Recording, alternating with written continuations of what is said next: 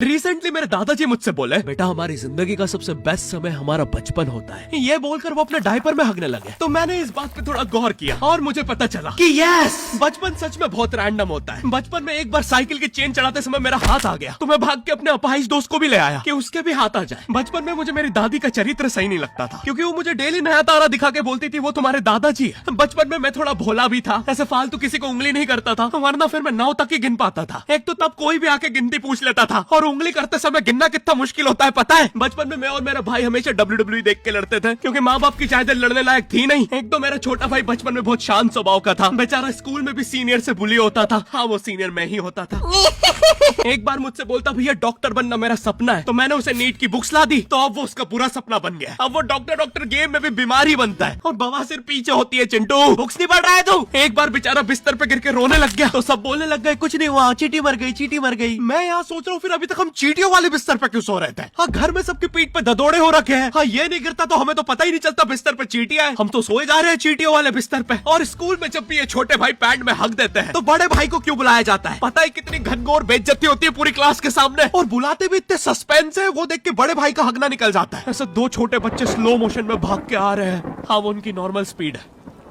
मैं देखता हूँ मेरे भाई को क्राइम सीन से 2 पियून पकड़ के ले जा रहे हैं। उसे ब्राउन रंगे हाथों पकड़ लिया गया। मेरे भाई ने मुझसे जाते जाते कहा, मुझे फंसाया जा रहा है। मुझे पता था इस लेंडे के पीछे की कहानी इतनी सिंपल नहीं हो सकती। कड़ी तहकीकात के बाद मुझे पता चला इस लेंडे के पीछे बड़े बड़े पॉलिटिशियंस, गैंग लीडर्स और माफिया इन्वॉल्व है। मेरा भाई सही कह रहा था, ये उसका लेंडा नहीं है। हैंड्स अप पीटी टीचर, तो वो लेंडा तुम्हारा था। तो तुम्हें पता चल ही गया, तुम मुझे कभी नहीं पकड़ सकते। रुको, भाग गया। जाने दो उसे बेटा, हमने पीटी टीचर के बड़े भाई को बुला लिया है वो लेंडा उठाने। लेंडा आपकी नजदीकी सिनेमा घरों में पड़ा होगा तो देख के पैर रखना। ये चैनल पे जितने भी अजीब और गरीब चीजें तुम देखते हो, ये मैं और मेरे भाई की लाइफ में हमेशा होती रहती है, और इसलिए हमने ये चैनल नॉट योर टाइप बनाया था। मेरे भाई ने कहा तू बोल और मैं एनिमेशन करता हूँ, और लो बन गया नॉट योर टाइप। आपके अरे अभी भी लेंडा लगा हुआ है। बचपन में बोले जाता था कि तुम जितने दांत तकिए के नीचे रखोगे तुम्हें उतने ही रुपये मिलेंगे। तो मैंने दादी की 32 रख दी, तो मुझे 32 रुपए मिले। वो 32 7,000 की थी। जो पिटा हूं ना मैं घर पे, साली स्कैमर दांतों वाली परी, चांदी का दांत ले जाके 1 रुपया देती है। दांतों से याद है, बचपन में सब सूखा बॉर्नविटा खाते हैं क्योंकि दांत दूध के होते हैं। ठीक है, ये वाला जोक हटा दूंगा। बचपन में मुझे चुड़ैलों से बहुत डर लगता था। एक बार मुझे चुड़ैल के पैर के निशान दिखे तो मैं उल्टा भागा, पर फिर मैं चुड़ैल के ही घर में आ गया। हाँ, मैं पट्टी में भूल गया था उसके पैर उल्टे होते हैं, तो फिर मैंने सोचा इसका पीछे से सर फोड़ देता हूँ। सर फोड़ने गया तो वो उसका मुंह निकला। फिर से भूल गया कि साली चुड़ैलों के बाल भी मुंह पे होते हैं। आदमी को पता चले तो चले कैसे। जब मैं छोटा था नींद में बिस्तर भी बहुत गीला करता था। मेरी मम्मी हमेशा गुस्सा करती थी कि सोने से पहले सुसु किया कर। अब उन्हें कैसे बताऊं, फिर गीले बिस्तर में मुझे नींद नहीं आती। बचपन में मुझे गुस्सा भी बहुत आता था, तो मेरी मम्मी ने मुझे एक रेड स्टोन की अंगूठी पहना दी, और सरप्राइजिंगली उससे मेरा गुस्सा इतनी जल्दी उतरने लग गया, क्योंकि अब मैं जब अंगूठी पहन के लोगों को पीटता था तो गुस्सा इतनी जल्दी शांत होता था। वैसे ये अंगूठी मुझे एक बाबा जी के आश्रम से मिली थी। जब मैं वो आश्रम में गया था, वहाँ एक बहुत ही हॉट सी बंदी मुझे देख के बार बार स्माइल करे जा रही थी, तो मैंने भी मौके पे चौका मारा और जल्दी से अपना नंबर पेपर पे लिख के उसकी तरफ फेंक दिया। वो बंदी ने भी बड़े प्यार से मेरा नंबर उठाया और खा लिया।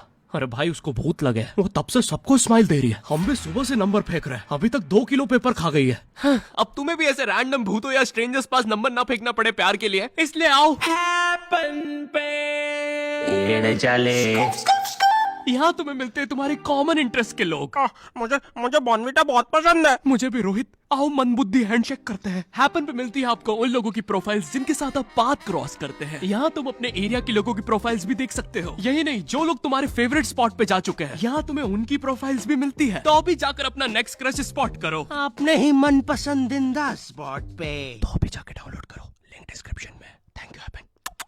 बचपन में मेरी मम्मी हमेशा बोलती रहती थी कि बाहर जाके खेलो। अब बाहर मेरे मोहल्ले के बच्चे भाई वो ऐसे अजीब अजीब से गेम्स खेलते थे। कहीं ड्रैगन फ्लाई में रस्सी बांध के उसको पेट बना लिया है, कहीं नंगे भाग रहे टायर के पीछे लकड़ी मारते मारते। मेरी मम्मी को उन पे दया आ रही है कि बेचारे गरीब बच्चे किसी भी चीज से खेल लेते हैं, फिर हमारी कार पलट जाती है। हाँ, वो टायर हमारी कार का था। और मुझे एक बात बताओ, चक्के से खेलने पे वो गरीब कैसे कंसिडर हो रहे हैं? क्या पता उनने कार खरीद के चक्का निकाला हो, क्या पता लैम्बोर्गिनी के चक्के से खेल रहे हो। नहीं, तुम्हें कैसे पता चल रहा है वो गरीब है या अमीर? और एक चक्के से इतनी सारी एक्टिविटी करेंगे ये लोग। कभी चक्के में रस्सी बांध के झूला बना दिया, कभी झूले से फिका के खुद को लूला बना दिया, कभी लूले पे झूला बांधकर हुला हू बना दिया। ये इतने हरामी बच्चे थे, इनके साथ कोई भी घर नहीं खेलता था, क्योंकि घर ये जुए में लगा के हार जाते हैं। ये वो बच्चे जिन्हें तुम रिमोट कंट्रोल कार भी दोगे तो उसकी मोटर निकाल के पंखा बनाएंगे। एक बार इन्होंने रिमोट कंट्रोल रिमोट बनाया था। तुम अगर इस रिमोट पे बटन दबाओगे तो इस रिमोट पे बटन दबेगी, बस।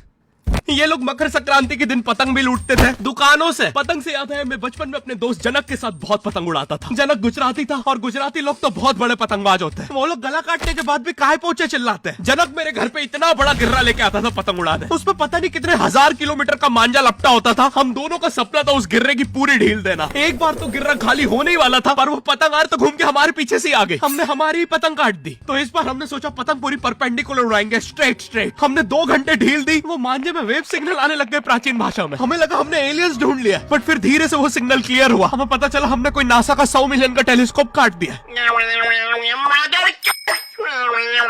पतंग नीचे ले, टेलीस्कोप काट दिया। नासा का टेलीस्कोप जैसे ही नीचे गिरा बच्चों से पहले विसरो ने लूट लिया। बहुत वियर्ड था, इतने सारे बुड्ढे छत कूद के भाग रहे थे। एक तो जनक के मांझे में इतनी सारी गठाने होती थी, वो मांझा इतना भारी हो जाता था। हम चौथे माले से पतंग उड़ा रहे, वो दूसरे माले पे उड़ रही है। बचपन में बोला जाता है किसी भी स्ट्रेंजर से बात नहीं करते, तो फिर मैं इशारे करता था। तो फिर दादी मेरे चरित्र पे सवाल उठाती थी। दादी से याद है पुराने जमाने में एंटरटेनमेंट के लिए कुछ होता नहीं था, तो लोग 7-7, 8-8 बच्चे पैदा कर लेते थे ताकि उन्हें जायदाद पे लड़ता देख मजे ले सके। मेरे पापा के 5 भाई और 4 बहनें हैं, टोटल 9 बच्चे। मेरी दादी ने जिंदगी के 9 साल बस बच्चे दिए। दादी ने 9 साल तक पेट में इतनी लाते खाई है, उनके अंदर से एब्स आ गए थे। मेरी दादी लिटरली अंदर से टूट चुकी थी। उनका इतनी बार ऑपरेशन हो रखा है, उनको डॉक्टर ने टाकों की जगह चेन लगा दी थी। भाई आज के जमाने में तो इतने बच्चे कोई पैदा नहीं करता, उल्टा अबॉर्शन करवा लेते हैं। और यस मैं अबॉर्शन बोलूंगा क्योंकि मुझे जेल नहीं जाना। एक तो इंडिया में भी अबॉर्शन करवाना लीगल है, लेकिन बच्चे का जेंडर जानना इलीगल है। मतलब तुम मार तो सकते हो लेकिन किसे मार रहे हो ये पता नहीं कर सकते। तो देखो अब रिस्क कितना बढ़ गया है। क्या पता अंदर शेर बैठा हो या कोई बड़ा गैंगस्टर, क्योंकि तुम्हें तो पता नहीं है तुम किसकी सुपारी दे रहे हो। क्या पता वो अंदर बंदे लेके बैठा हो। बचपन में सबके मम्मी पापा डराते हैं मस्ती मत करो वरना बोर्डिंग स्कूल भेज देंगे। और मुझे बोर्डिंग स्कूल से इसलिए डर नहीं लगता था कि मैं वहां जाके अपनी फैमिली से दूर हो जाऊंगा। मुझे बोर्डिंग स्कूल से इसलिए डर लगता था क्योंकि वहां पे वो बड़े दांतों वाला ईशान अवस्थी होता है। मैंने पहली बार जब तारे जमीन का ट्रेलर देखा था तो उसमें वो पागल बच्चे ने आतंक मचा रखा था। फिर मैंने मूवी का नाम पढ़ा तारे जमीन पे। मुझे लगा बिछाए होंगे इस पागल को पकड़ने के लिए, शॉक वॉक देना होगा तारों से। इसके तो दांत भी इतने बड़े हैं, सारे तारे काट देता होगा। मुझे ट्रेलर देख के लगा कोई एक्शन मूवी है, आमिर खान जोकर बना हुआ है। मुझे लगा यही तारों का जाल बना के पकड़ेगा पागल को। हाँ ट्रेलर देख के तुम्हें क्या ही समझ में आएगा। एक शॉट में आमिर खान बोल रहा है आपके बच्चे को डिसलेक्सिया है, फिर अगले ही शॉट में जोकर बन के बड़ा मछलियां उड़ती क्यों नहीं। फिर मुझे लगा ये शायद अपने माँ बाप को बोल रहा था। और दया तो मुझे उस लंगड़े बच्चे पे आती है जिसके बगल में ईशान अवस्थी को बिठा दिया था। वो बेचारा उठ के भाग भी नहीं सकता। और मैंने तो सुना था बोर्डिंग स्कूल में बस नॉटी बच्चे जाते हैं, तो फिर इस बेचारे गाय से बच्चे को क्यों यहाँ भेज के रखा है। कहीं ऐसा तो नहीं इसके पहले पैर थे और ये बहुत मस्ती करता था तो माँ बाप ने पैर तोड़ के इधर भेज दिया। बस भाई मेरा हो गया है आज का। अगर तुम्हें वीडियो पसंद आई तो यार लाइक मारो। एम करते हैं 7 लाख लाइक्स के लिए। पिछले वीडियो में नहीं आए थे इसलिए अब मैं औकात में आ गया हूँ, इसलिए अभी लाइक मारो। चैनल पे नए हो तो सब्सक्राइब करो। मुझे मुंह दिखाई के लिए 10 मिलियन सब्सक्राइबर्स चाहिए। और हैपन को भी डाउनलोड करना मत भूलना, लिंक डिस्क्रिप्शन में। अब मैं भी जा रहा हूँ, बाय।